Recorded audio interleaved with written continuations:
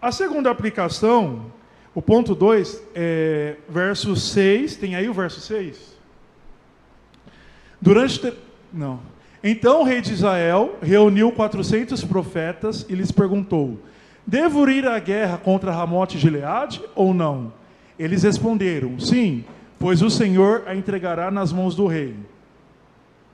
Josafá, porém, perguntou: não existe aqui mais nenhum profeta do Senhor a quem possamos consultar? Pode passar.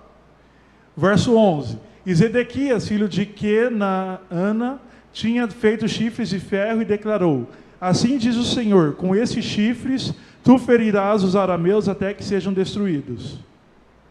Todos os outros profetas estavam profetizando a mesma coisa, dizendo: ataca Ramote de Gileade e serás vitorioso, pois o Senhor a entregará nas mãos do rei. E o mensageiro que tinha ido chamar Micaías lhes disse, verso 13: veja, todos os outros profetas estão predizendo que o rei terá sucesso. Sua palavra também deve ser favorável. Então Zedequias, filho de Kenaana, aproximou-se, deu um tapa no rosto de Micaías e perguntou: por qual caminho foi o Espírito da parte do Senhor, quando saiu de mim para falar com você? 24. Então Zedequias, filho de Kenaana, aproximou-se, deu um tapa no rosto de Micaías e perguntou: por qual caminho foi o Espírito da parte do Senhor, quando saiu de mim para falar a você? Bom, para esses versículos, eu trouxe aqui a segunda lição, que é cuidado com os falsos profetas. Então, o que aconteceu, irmãos? Antes de sair para a guerra, então, o Acabe deu a ideia de que ele queria fazer guerra contra os sírios e reconquistar Ramote de Gileade.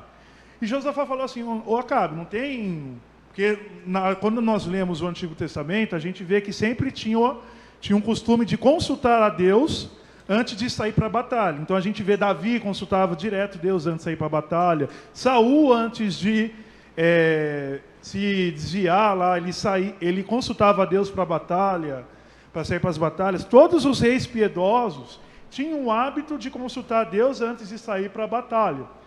Eles queriam saber se Deus daria vitória a eles. E Josafá, como ele era um rei temente a Deus, ele falou: Acabe, tá bom, você quer ir para a guerra, mas vamos consultar a Deus primeiro? O que Acabe fez? Mandou chamar 400 profetas. 400 profetas de Deus? Não, era tudo profeta fake, tá? Tudo profeta fake, falsificado do Paraguai, o pessoal fala, né? Pirata. E esses profetas, então, irmãos, eles eram falsos. E tem uma característica desses profetas, que geralmente é uma característica que faz parte de todo falso profeta. E que muitos não falam, né? É que os falsos profetas, eles são bajuladores. Eles gostam de bajular as pessoas. E esses falsos profetas aqui, irmãos, quem eles bajulavam? O próprio rei Acabe. Então, o Acabe, ele contratou esses 400 falsos profetas para falar somente aquilo que ele queria ouvir. Não era só a palavra de Deus, era aquilo que ele queria ouvir. Mesmo em nome de Deus, eles se tornaram falsos, né? E qual que é a lição aqui, irmãos? Que nem todos os que falam em nome de Deus falam com boas intenções. Jesus mesmo já falou isso, né, no Sermão do Monte, quando ele disse: nem todos que me dizem Senhor, Senhor, entrará no reino de Deus. E ele fala, né, que muitos me dirão naquele dia: em teu nome expulsamos demônio, em teu nome pregamos, em teu nome curamos os enfermos. Jesus vai falar: afaste de mim, pois eu não vos conheço. Então, nem sempre, irmãos, quem fala em nome de Deus é de Deus. Então a gente tem que ter esse discernimento. Muitas vezes, que nem esses falsos profetas aqui, eles gostavam de bajular Acabe. Muitas vezes os falsos profetas, eles falam hoje para bajular político, como a gente vê na mídia. Sempre teve, né? A gente vê, é só chegar a época de eleição, que vem aquela onda de pessoas que vão bajular ali, candidato a prefeito, a vereador, a presidente, a governador, vai aquela onda para fazer bajulação ali, buscando um favor político. Então a gente tem visto aqui no Brasil, no nosso país, essa bajulação, né? É só chegar a época de eleição que fala que fulano ou Bertano foram predestinados por Deus a ser presidente do Brasil, que fulano vai ser o libertador, a fulana vai ser libertadora do Brasil, e às vezes a fulana, né, fala que vai ser um instrumento de Deus, nem vida com Deus tem, né? Blasfema contra Deus, vive toda uma vida contrária a Deus, mas os falsos profetas estão lá bajulando, profetizando a favor de político. Claro, Deus tem poder para erguer políticos? Tem, e nem sempre os políticos que Deus ergue são cristãos. A gente vê isso quando a Bíblia fala, né, que Deus levantou o Ciro para libertar o povo de Israel, o povo de Judá que estava exilado na Babilônia, e Ciro não era um homem temente a Deus, ele era um homem pagão. Mas aqui, o contexto que a gente vê no nosso país, muitas vezes, é que dá uma esperança que, como se a pessoa fosse uma pessoa de Deus, irmãos, e não é isso.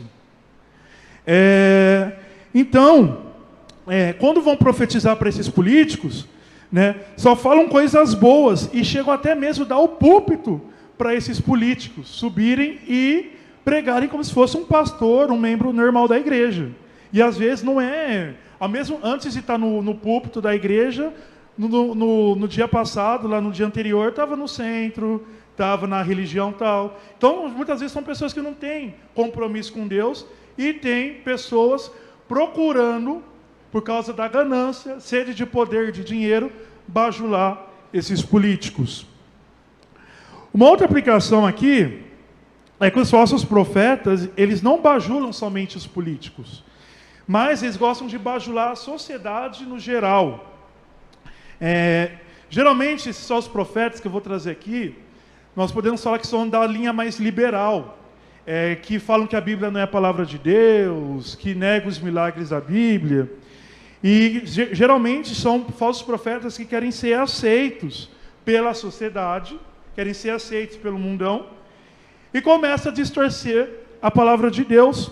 Fala que tudo bem o crente pular o carnaval ali, mas não fala que de evangelizar, porque tem as igrejas que evangelizam, mas pular o carnaval, a pessoa ir lá e ficar pulando nas escolas de samba, que estão ao mesmo tempo fazendo música ali para, não sei, adepto de qual religião, não sei o quê. Acho que tudo bem, não tem problema, conforme saiu aí na mídia de alguns pastores, que negam a palavra de Deus pulando assim o carnaval e fazendo parte das escolas de samba ali no Rio de Janeiro. Falam, e eles até participam, né? Fala que tudo bem, por exemplo, né? Eu já vi alguns desses falsos profetas falar que tudo bem um casal de namorado ter relação sexual antes do casamento. Não, tá tudo bem, isso daí é a igreja colocando culpa na sua mente. Deus, eles apelam para a hipergraça, né? Que você pode pecar à vontade, que Deus sempre vai te perdoar. Essa visão, né? Claro, Deus perdoa, mas a gente também tem que se arrepender e mudar de vida, né? A Bíblia ensina o arrependimento, a mudança de vida. Falam, né, que a gente não pode falar que só Jesus salva, porque se falar que só Jesus salva, nós estaremos sendo intolerantes com outras religiões. Não, a gente tem que ser mais respeitoso com as outras crenças, então não posso falar que só Jesus salva.